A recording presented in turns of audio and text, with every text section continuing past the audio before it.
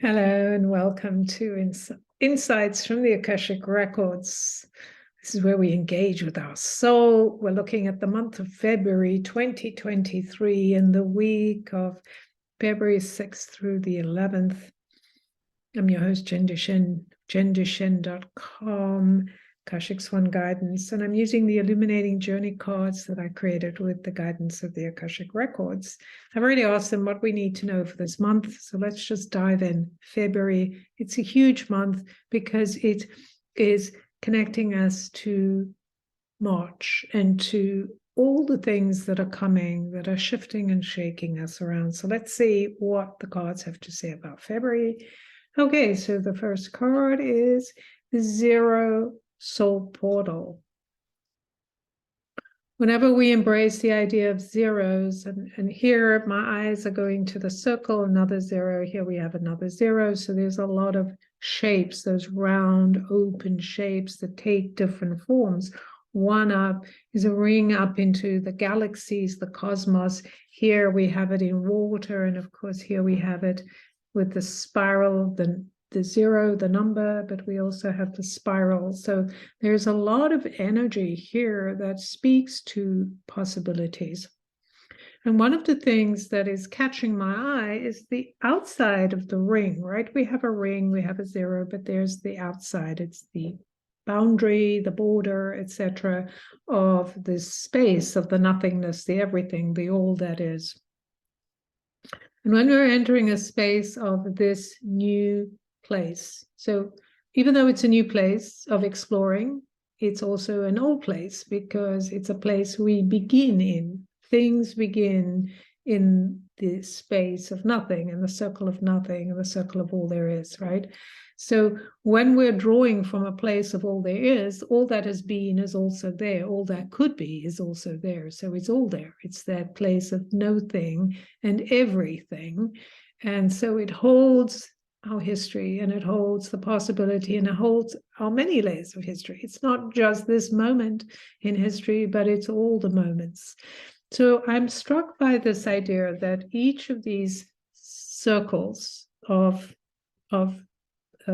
possibility and a place to be at rest and kind of bring in something new has a boundary. It has a place where there's a circle, right? Where it's like, okay, this is the space, and I'm going to play in, I'm going to explore in, I'm going to rest in, whatever it is you need to do in this place. I think for many of us, it's a place where we need to rest because rest is not part of our typical human consumption. It is about consumption, so it isn't about, oh, let me just be at peace. Let me be in a place of receiving gentleness, of receiving quiet. What are we receiving in this space, right? And what are we receptive to? And what are we not receptive to, right? And that's the boundary, the edge. That's the thing where we're going, okay, when I'm looking at the place of all there is for me, and that then would connect into how I connect in community, etc. But that comes afterwards, right? First, we're focused on what it is we need to do for us so that we can then do for others or contribute to the collective. And so in that place, we have to decide where we want to focus, because otherwise it's just overwhelming. There's just too much. And that's the power of pause, isn't it? The power to rest in this. And this figure that seems to have the moon kind of directly above her head, like kind of almost like she's bouncing that ball or holding it. She's gazing at wonder, or the figure. It can be male, female, any gender. It doesn't really matter. They, them, whatever. Any gender. Gazing up in wonder at the potential of creation. What can be created? And what can we take from this creation? What can we know is true? And what can we release as no longer true? No need to be true. Because all of that helps us to focus on what will help us move forward. So we allow the light in, we allow all the wonder of seeing what we haven't seen, knowing what we haven't known.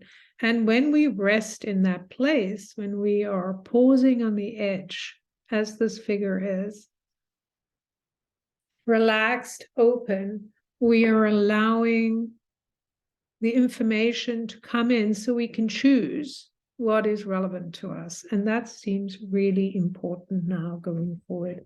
What are you choosing that's relevant to you going forward? The second card is the level 2, the number 2. So we start at 0 and then we jump to 2. And 2 is so important because typically represents the female aspect, or the softening, the receiver, the one who not only allows intuition to come in, but then helps to facilitate a connection, because 2 is the connector.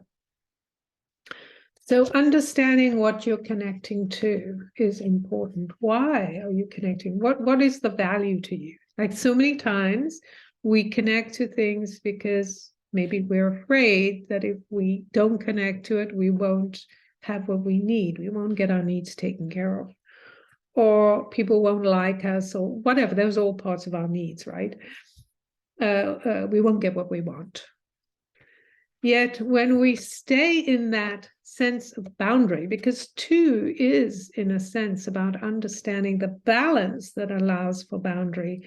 I receive so much, I give so much, and then I come back to center, right? It's that cyclical nature of how we are coming back to the 2, that I'm not just part of another relationship with other people. I'm in a relationship with the divine. I'm in a relationship with who I am. And therefore, that's my primary relationship, is how I know who I am and how I present it in the world. In other words, how do I relate to other people? What do I say? What do I do? That's all in my relationship. So it's really important to understand your relationship to the divine, to the earth, to the things you're making choices about. 2 is also about choices. What choices are you making? And who are they serving? Are they serving something you value? And is that something you actually value because it is part of the deep part of who you are, or as much as you can get to now, right? Or is it something that is there as a placeholder? Right? Are you valuing things that are placeholders? And, I say this as somebody who's done this over and over, valued something because someone else values it. So I think, oh, I'm supposed to value it too. And I was like, wait a minute, I don't value it. I just don't know how to extricate myself from it without kind of betraying myself, right? And so it's just like, oh, okay, I can do this. I'm allowed to do this because it's what I'm choosing. And I'm choosing to do it in a certain way, right? So we have to go through all of these ways to get to that place. But it's really important that you understand the relationship with yourself, the relationship with how you relate to the all and everything, and how you choose from there. And what you activate is connected to this, to the choices you make, the understanding that you're connecting to yourself, you're connecting to what we call heaven, to earth, etc., the cosmos, to the groundedness of being human. All of that is part of the relationship. And what's the relationship you're having? Is it in what we call balance? Does it feel harmonic? Does it feel like peaceful to you? Like, oh yeah, I feel at peace with my choices. Would I feel anxious and kind of, bouncing around? And the third and final card, so it's interesting, we have a lot of different colors in this reading. The third and final card is also, I was going to say it too, but it isn't. It's a 34. It's a 7. It's a 7. So we have 0, 2, and 7. And this green aspect this is what happens when we do this, right? When we go from this place of allowing ourselves to kind of surrender to what is possible, to allow ourselves to be aware and open to what we're afraid of, what we long for, and how to kind of bring that into the physical world with the two, that allows us to be in relationship with everything in a different way. And then we come here to the 34. This place that takes us into the woods, into that experience of the unknown, full of confidence, in the sense that not that things won't go wrong or that we won't feel fear, but confident in the sense that I feel like I'm supported enough that I can take this journey. And again, that speaks to these two cards, because when we allow ourselves that stillness to really explore and feel into what is true, then we can make the connections. We can express ourselves in a way like, yes, that's good. No, it isn't.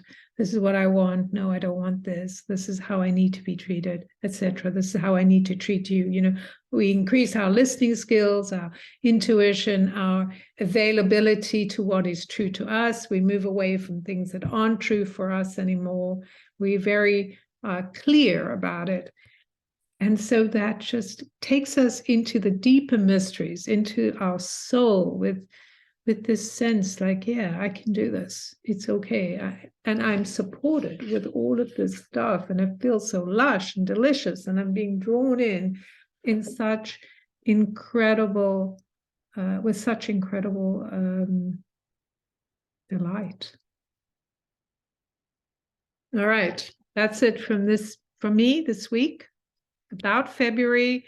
And I will pull one card actually for this. Tell me about this week. Tell me about this week specifically, if there's something we need to know. And we have the number one. So the number one, that's interesting. We have 0, 1, and 2. And the 34, which represents the 7, which is the year, and it's the energy we're being pulled into of coming into alignment with our soul's truth in expressing ourselves and being aware and knowing that we are taking this journey. And the 1 for this week, be very focused on what it is you need to do, right, to be in that place at peace with the choices you're making, at peace to see what is true, even though you may not want to see it, but it's okay, right? Because you are supported and you're going forward focused. That's the key, right? This week is to focus on what is relevant to you about what you need to know. What is it that you are looking to experience and explore?